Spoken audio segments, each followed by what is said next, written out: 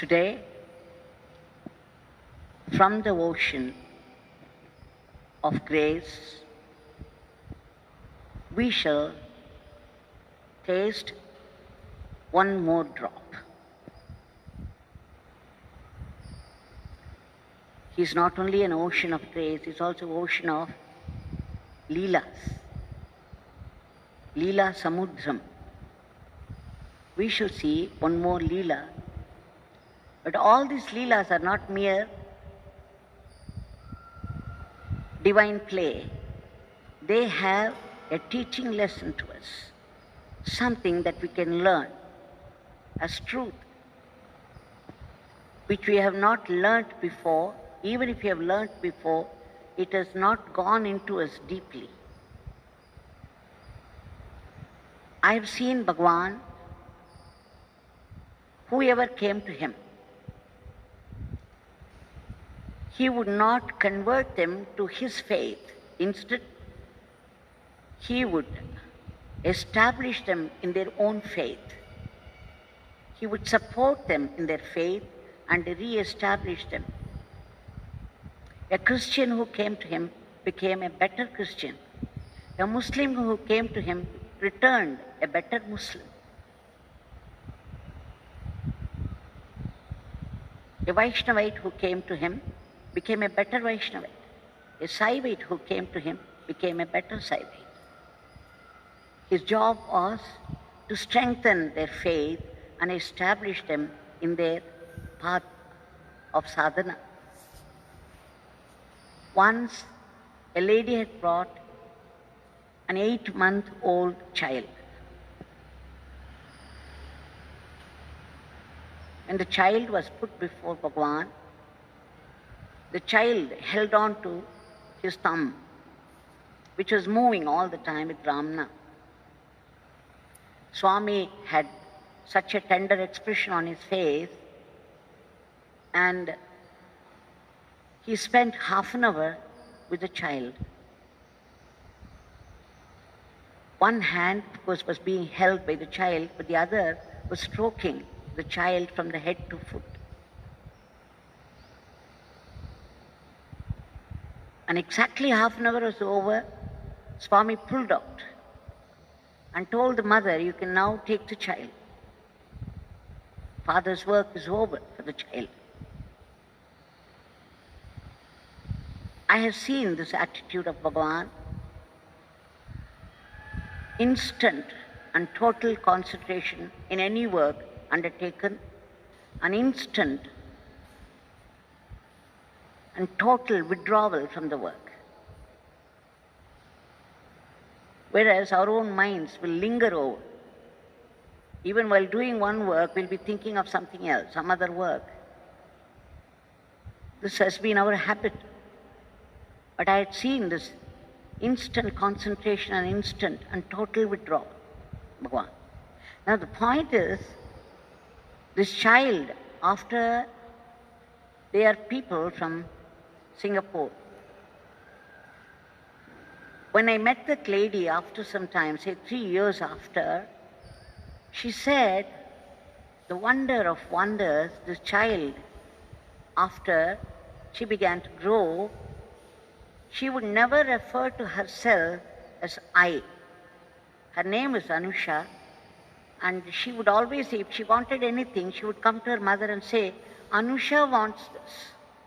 She would point to that body and say, "Anusha wants this, Anusha wants that." And in spite of the repeated telling, "You are Anusha," so you learn to say, "I want it." See, this is the way people, the parents, bring us up. They teach us right from the beginning that we are the body. We are so-and-so, we are the limited being, the identification of the body. But the child would not say it easily. When the mother said it, it would say, "Okay, I want it." And then the next minute it would say, "Anusha wants it, Ma." Not I, Anusha wants it. That is the touch of a Mahatma.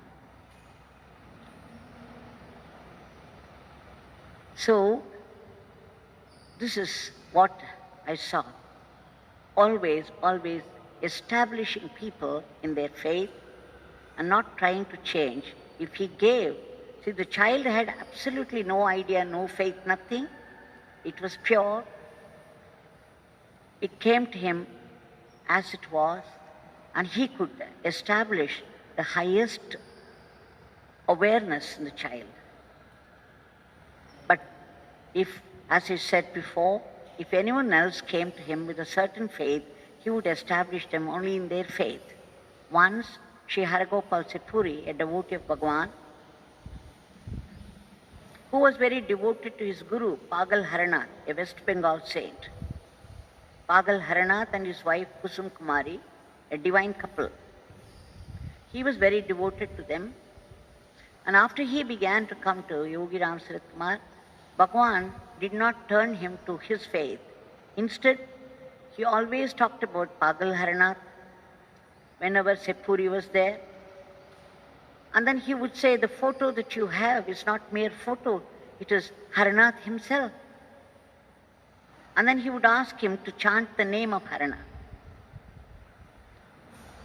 So when these Vaishnavas were brought to Swami by Hargopal Sepuri, he asked one of the Vaishnavas to mention the names of the divine places on the earth. There are 108 divine places as acknowledged by the Alvars, and they have been sung by these great devotees of Mahavishnu called Alvars.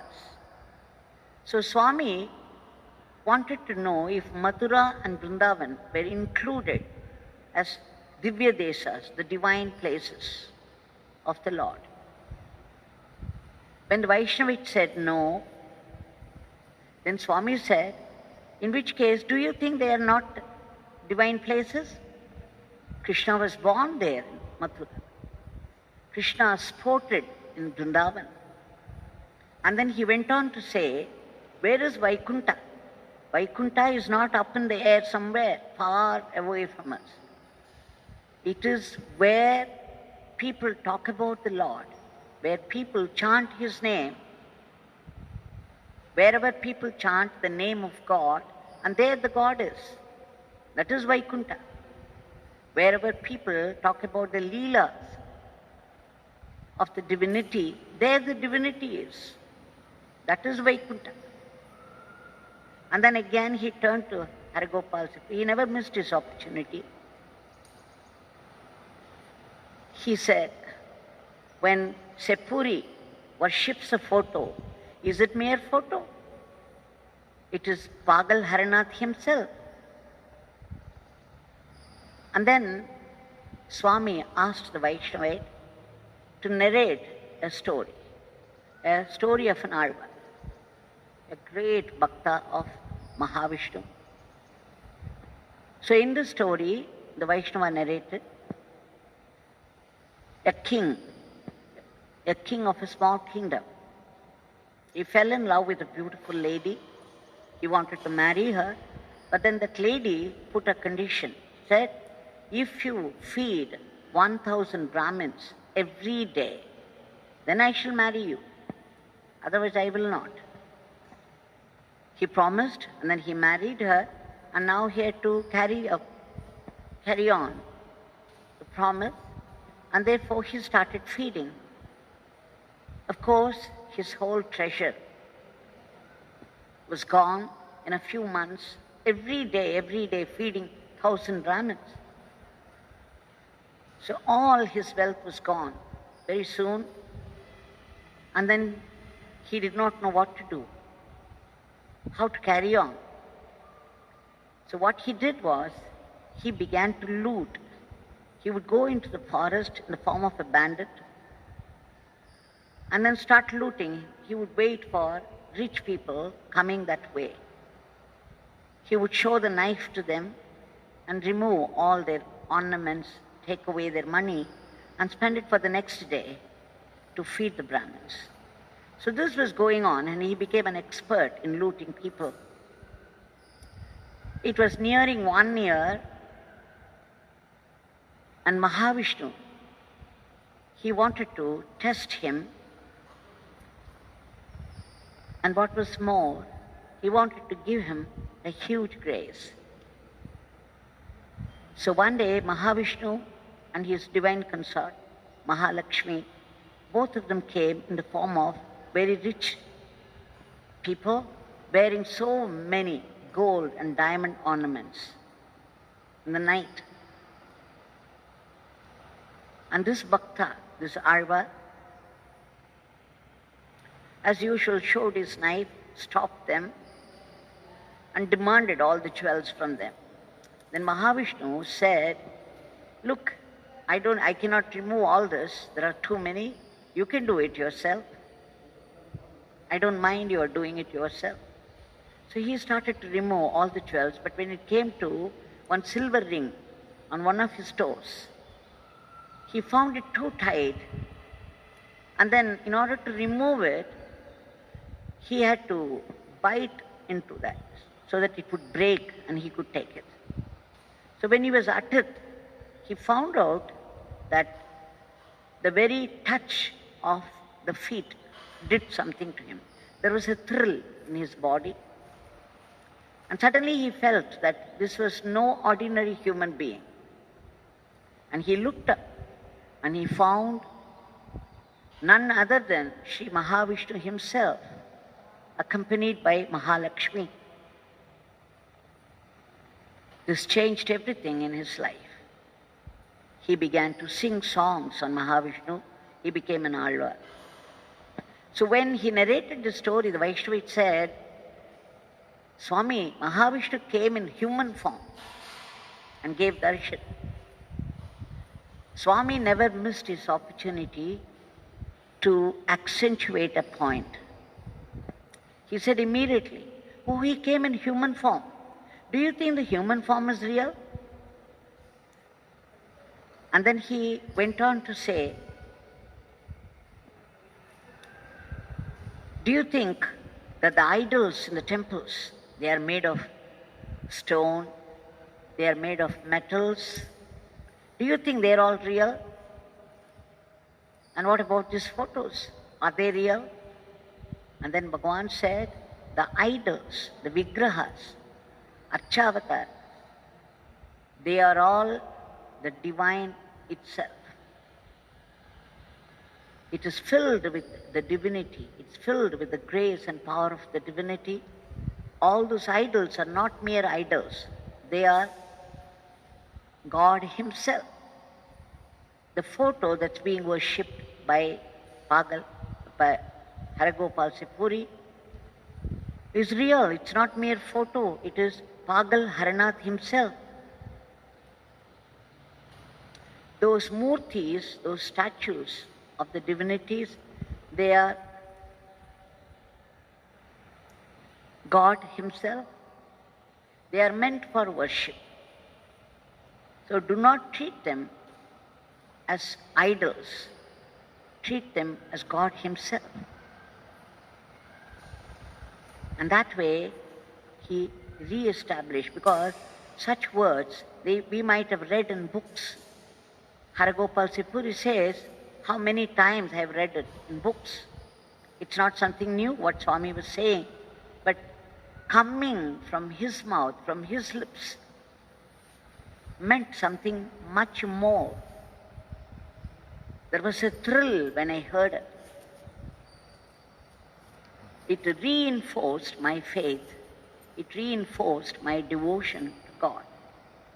And this is how they establish us in our faith, strengthen. They strengthen our faith and establish us in our devotion to God, in our path of sadhana. So Swami in this instance said, the name God and his name are one and the same. Wherever God's name is being sung, wherever God's leelas are being talked about, there the Vaikuntha is. That is the place of God.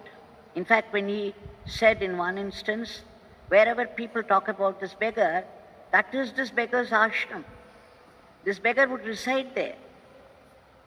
And this beggar's picture, before this picture, if an incense stick is offered Even if this old, spoiled food is offered, it becomes prasadam immediately. It gets its power. This is his assurance to all the devotees. So here is our Archavatara of Bhagwan, right in front of us, Murti of Bhagwan, with his hand raised in blessing, raised in benediction.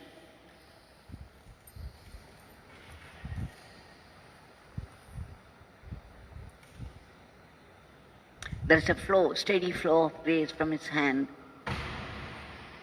And we have been chanting his name for 1 hour, both in the morning and in the evening, all together, in the vibrant presence of Bhagwan here.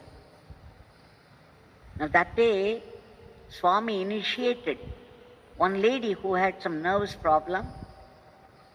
Swami initiated her into Vaishnava Mantra, Hare Rama Hare Rama, Rama Rama Hare Hare, Hare Krishna Hare Krishna Krishna.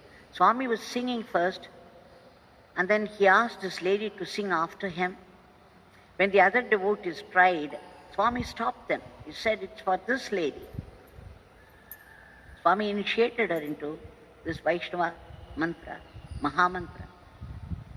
Now we have all been fortunate to sing his name. Now we shall offer our prayers at his feet. Bhagwan, there is nothing that you do not know, there is nothing that you cannot do. You know how the world is now in the clutches of this dreadful virus and going through this pandemic, suffering, the COVID scare. Bhagwan, we seek your immediate divine intervention to stop the spread of this disease and to free the entire humanity from the clutches of this virus. Please bring back normalcy in every aspect of life, everywhere.